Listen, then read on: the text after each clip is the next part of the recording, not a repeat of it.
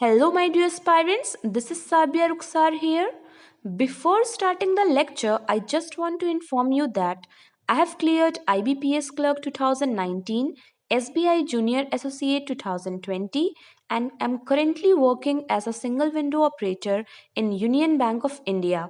I have made this video to tell you about my interview experience of IBPS RRB PO which I had on 20th Feb 2021. This year I gave IBPS RRB PO mains and IBPS PO mains and have cleared both, and this video is all about IBPS RRB PO interview experience of mine. Okay, let's begin the lecture. So, first of all, I would like to inform you that before the interview, you should have all the documents ready with you, and those documents are date of birth proof, and it can be your 10th marksheet. फिर 10th marksheet और degree आपकी बहुत important है. 12th marksheet और उसके साथ उसकी degree, हर semester की आपकी ग्रेजुएशन की हर सेमेस्टर की मार्कशीट और साथ ही ग्रेजुएशन की डिग्री. कॉन्सोलिडेटेड जो होती है कॉन्सोलिडेटेड मार्कशीट ग्रेजुएशन की, वो भी चल सकती है. एप्लीकेशन फॉर्म की आपकी प्रिंट अगर आपने पहले नहीं लिया होगा तो रिप्रिंट करवा लें. फोटो आईडी प्रूफ में Aadhaar, PAN card, voter ID, driving licence etcetera जो भी आपके एडमिट कार्ड में मेंशन्ड है उनमें से आप ले जा सकते हैं. इंटरव्यू कॉल लेटर साथ में ले जाना है, और साथ ही साथ अगर आप कहीं पर भी वर्किंग हैं, जैसे कि मैं वर्किंग हूँ, तो मुझे यूनियन बैंक ऑफ इंडिया से एनओसी ले जाना था. तो आप कहीं भी वर्किंग हैं तो वहां से नो ऑब्जेक्शन सर्टिफिकेट जरूर ले जाएं. उसके बाद आता है सबसे इम्पॉर्टेंट कि आप जो भी ये सारे डॉक्यूमेंट्स ले जा रहे हैं उन सब की फोटोकॉपीज आपको ले जानी है, maximum 2.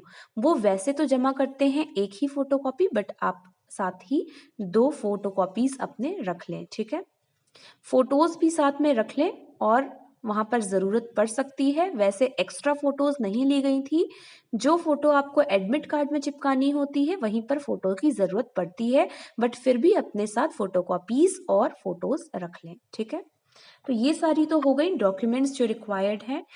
Before reaching the venue you have to reconfirm it again and again. आप देख लें 2 से 3 बार कि आप बिल्कुल सही वेन्यू देख रहे हैं या नहीं, बिकॉज अगर आप गलत जगह पहुंच गए तो आपकी मेहनत पूरी वेस्ट हो जाएगी. ओके, सो पहले तो आपको रिकन्फर्म करना है, और उसके बाद you have to reach the venue on time. You have to take care about the documents required, NOC, admit card and application reprint. Okay, so when we reached the venue, we were made to sit in a hall where all the aspirants were waiting. जिन्हें भी interview के लिए बुलाया गया था उन्हें वहां पर बैठाया गया था, और वहां पर इस तरीके से क्या होते हैं कि पैनल सेट कर दिए जाते हैं कि ये पैनल 3 के लिए है, ये पैनल 2 के लिए, ये पैनल 1 के लिए. यहाँ पर इनका डॉक्यूमेंट वेरिफिकेशन होगा, यहाँ पर इनका, यहाँ पर इनका. तो फर्स्ट ऑफ ऑल क्या होता है कि सबसे पहले तो एक जगह पर आपकी सबकी क्या होती है, आइरिस जो मैच किया जाता है, वो उनके जो टूल्स होते हैं जिससे आइरिस मैच करते हैं, जैसा कि आपका मेंस के समय पर हुआ था वैसा होगा. फिर उसके बाद थंब इम्प्रेशन लिया जाएगा, और उसके बाद आपको डॉक्यूमेंट वेरिफिकेशन के लिए लाइन बाय लाइन बुलाया जाएगा. जब आपका टर्न आएगा तब आपको जाना है, वहां पर सारे डॉक्यूमेंट्स आपको सबमिट करने हैं विद द फोटोकॉपीज. वो आपसे सबसे पहले एक डिक्लेरेशन लिखवाते हैं. उस डिक्लेरेशन में ये लिखा होता है कि डियर छत्तीसगढ़, डियर नहीं सॉरी, टू छत्तीसगढ़ रूरल ग्रामीण बैंक. ठीक है, छत्तीसगढ़ राज्य ग्रामीण बैंक, जैसे कि मैंने छत्तीसगढ़ से अप्लाई किया तो मैंने ये लिखा हुआ है. ठीक है, CRGB. अब आप जहां से अप्लाई कर रहे हैं वहां से आपको लिखेंगे, और यहाँ पर आपको ये लिखा होता है कि आपने IBPS RRB 9 के पोस्ट PO के लिए अप्लाई किया हुआ है, और आप डॉक्यूमेंट वेरिफिकेशन के समय पर ये सारे डॉक्यूमेंट सबमिट कर रहे हैं. लास्ट में आपका साइन होगा, और यहाँ पर एक और हैंड राइटिंग का सैंपल लिया जाता है, जैसे कि मेंस और प्री के समय पे एडमिट कार्ड पर आपसे लिया गया था. तो ये तो हो गया आपसे एक डिक्लेरेशन, और उसके बाद आपसे वो जो डॉक्यूमेंट्स आप लेकर आए हैं ये सारे, वो ओरिजिनल वो एक बार देखेंगे, और फोटोकॉपीज वगैरह मैच करेंगे और फोटो कॉपीज जो है उन्हें अपनी एक फाइल बना लेंगे जिसमें कि उनके पास मेंस की एडमिट कार्ड भी होगी, आपके इंटरव्यू का कॉल लेटर भी होगा और ये सारे डॉक्यूमेंट्स का वो एक लिस्ट बनाकर बंडल बनाकर उसे अटैच करके अपने पास जमा कर लेंगे। उसके बाद आपको फिर से बैठा दिया जाएगा और उसके बाद आपको बोला जाएगा कि जब आपका नाम आएगा then you have to go to the interview room, आपको प्रोसीड करना है वहां पर। और फिर वहां पर भी आपको लाइन लगाया जाता है और लाइन बाय लाइन आपको बुलाया जाता है।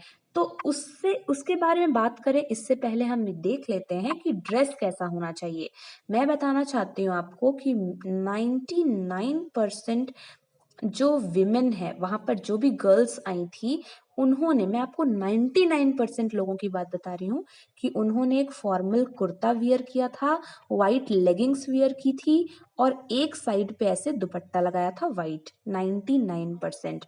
और एक ही परसेंट लोगों ने कुछ और वियर किया था जैसे कि formal shirt pant and blazer या फिर थोड़ा डिफरेंट टाइप का सूट, फॉर्मल सूट इस टाइप का भी हो सकता है। बहुत ही बेहतर है ये इंटरव्यू के लिए। और आपको याद रखना है कि आपका ड्रेस इस तरीके का होना चाहिए। आपको बहुत ही कैजुअल प्लाजोज एंड जो नैरो जीन्स वगैरह होती हैं, एंकल जीन्स, ये सारी चीज़ें नहीं वियर करनी है। आपको सबसे बेस्ट तो यही होगा कि आप एक कुर्ता, लेगिंग्स या जो आजकल ट्राउजर्स आते हैं नैरो वाले वो और दुपट्टा वियर कर सकते हैं। और आप साथ में ब्लेजर भी ले सकते हैं दुपट्टा नहीं वियर कर रहे हैं तो। और दुपट्टा कंपलसरी नहीं है बट आपका ड्रेस जो है वो बिल्कुल फॉर्मल दिखना चाहिए, ठीक है। और आपको जो हील्स हैं, हील्स नहीं वियर करनी है। फुटवियर में आपको जो जूती होती है या फॉर्मल आप बोल सकते हैं जो फुटवियर होता है उस तरीके का वियर करना है जिसका सामने से क्लोज रहता है। और आपको सॉक्स जरूर पहनना है स्किन कलर का। अब हम आते हैं विमेन पे। और हाँ, आप वॉच पहन सकते हैं, ठीक है। किसी भी प्रकार की एसेसरीज मत पहनिएगा, नेल्स कट होने चाहिए, नेल पेंट नहीं लगी होनी चाहिए। जो हेयर्स हैं आपके टाइड होने चाहिए पोनी में या पोनी टेल में, ठीक है। अब हम बात करते हैं मेन के बारे में। तो वहाँ कुछ लोग बिल्कुल सेम इसी अटायर में थे। That means blazer, shirt, tie and pant and formal shoes. और अगर आपको ब्लेजर नहीं पहनना है तो आप इसके बिना जो पूरा अटायर है वो कैरी कर सकते हैं, ठीक है। तो ये हो गई ड्रेस की बात। यहाँ पर हम बात करेंगे कि जब आपको बुलाया जाता है, ये पैनल 1 का रूम है, ये पैनल 2 का, ये पैनल 3 का समझ लीजिए। यहाँ पर कैंडिडेट्स को खड़ा कर दिया जाता है, बाकी लोग वहां पर वेट कर रहे हैं हॉल पे। जब वहां से नाम लिया गया तब हम यहाँ पर आके वेट कर रहे हैं। अब यहाँ पर लोग खड़े हुए हैं, यहाँ पर एक पर्टिकुलर मैन को अपॉइंट किया जाता है, वो हमें यहाँ पे एक एक इंसान को यहाँ पर लाकर बुलाता है।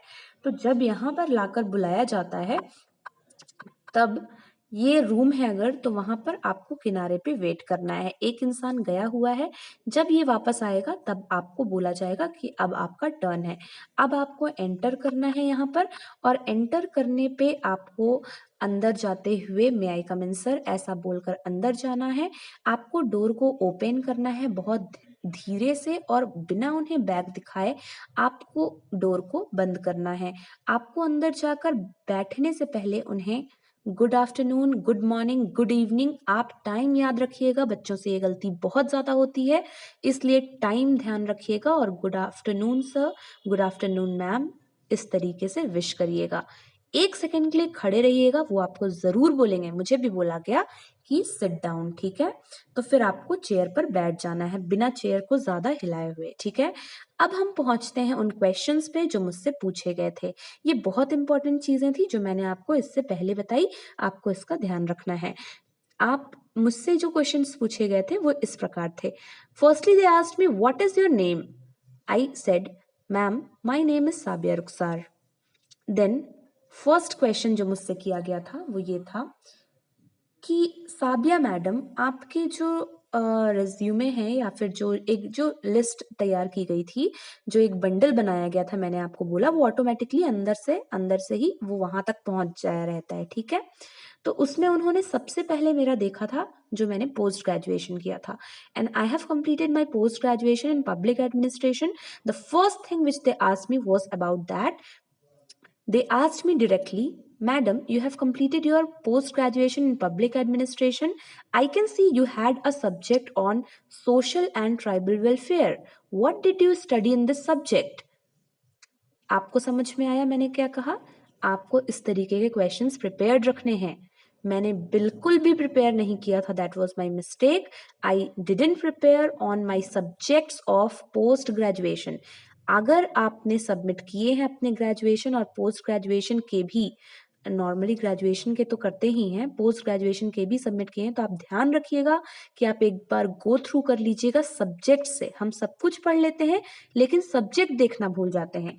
इंटरव्यूअर जो है वो हमसे अचानक से ये भी पूछ सकता है आपके क्या क्या सब्जेक्ट्स थे, और वहां पर हम कंफ्यूज हो जाएंगे. ठीक है, तो उन्होंने मुझसे ये पूछा कि हम देख सकते हैं कि आपने ये सब्जेक्ट पढ़ा है, आपने इस सब्जेक्ट में क्या क्या पढ़ा है. मैंने प्रिपेयर नहीं किया था बट मैंने उन्हें अच्छे से जवाब दे दिया. आप बिल्कुल अच्छे से प्रिपेयर करके जाइएगा. ठीक है, मैंने सोशल और ट्राइबल वेलफेयर में मैंने क्या पढ़ा था उसका जवाब दे दिया. उन्होंने मुझे फॉलो अप क्वेश्चन किया. दूसरी मैडम ने, एक मैडम ने मुझसे फॉलो, देखिए वहां पर 4 मेन थे, एक विमेन. उन्होंने मुझसे, जो मैडम थी उन्होंने मुझसे पूछा अच्छा तो 8 ट्राइब्स के नाम बताइए, छत्तीसगढ़ के 8 ट्राइब्स के नाम बताइए. मैंने उन्हें पूरे 8 ट्राइब्स के नाम बता दिए because I have been a civil service aspirant of state PSC.